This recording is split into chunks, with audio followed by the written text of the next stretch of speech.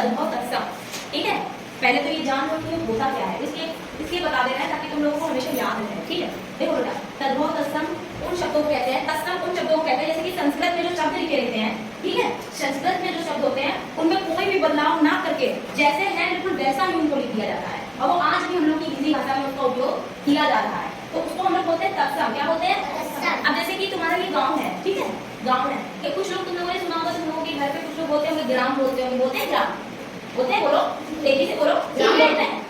तो ग्राम बोलते हैं, उसको ग्राम भी बोलते हैं और गांव भी बोलते हैं। तो जो ग्राम हो गया वो कौन सा वर्ड हो गया? संस्कृत वर्ड, उसको मतलब तत्सम बोलेंगे। क्या बोलेंगे? तत्सम।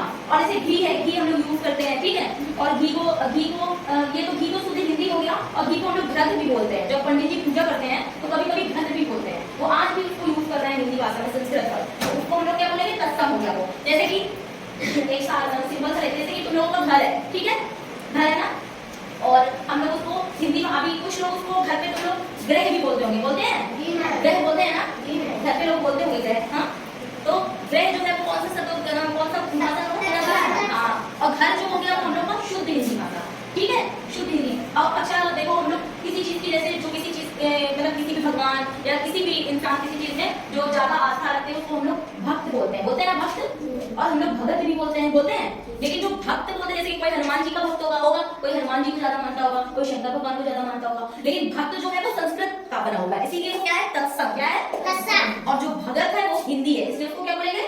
तद्भव।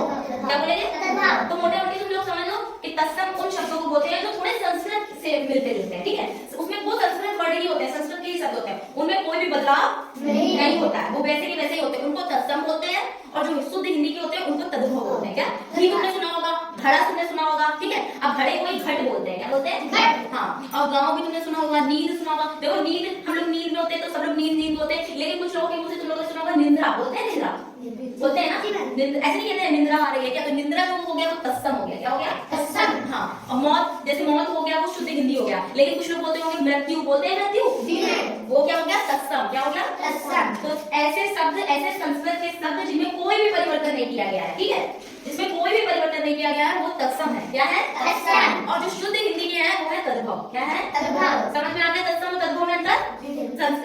तत्सम वो होंगे जिन जो संस्कृत के शब्द होंगे लेकिन उनमें कोई भी परिवर्तन नहीं होता। हाँ, और तद्भव जो होंगे उनको शुद्ध हिंदी। हाँ, बोलो हिंदी। हाँ, शुद्ध हिंदी के हो गए। अब जैसे घी है, अब घी को ही हम लोग देख लेते हैं। देखो घी, घृत। क्या बोलेंगे? घड़े को बोलेंगे घट। क्या बोलेंगे? गांव को बोलेंगे ग्राम, नींद को बोलेंगे निंद्रा, ये इसके तत्सम है। मौत को बोलेंगे मृत्यु, ठीक है, मृत्यु। और निबाह, निबाह होता है हिंदी, ठीक है, निबाह होता है हिंदी, और इसका तत्सम हो जाएगा निर्वाह। निर्वाह का मतलब ये होता है बेटा जीवन यापन करना, मतलब कि जो जैसा चल रहा है वो वैसे ही चल रहा है, उसको निर्वाह बोलेंगे, ठीक है। निर्वाह, निठुर, निठुर का हो जाएगा निष्ठुर। क्या हो जाएगा? निष्ठुर।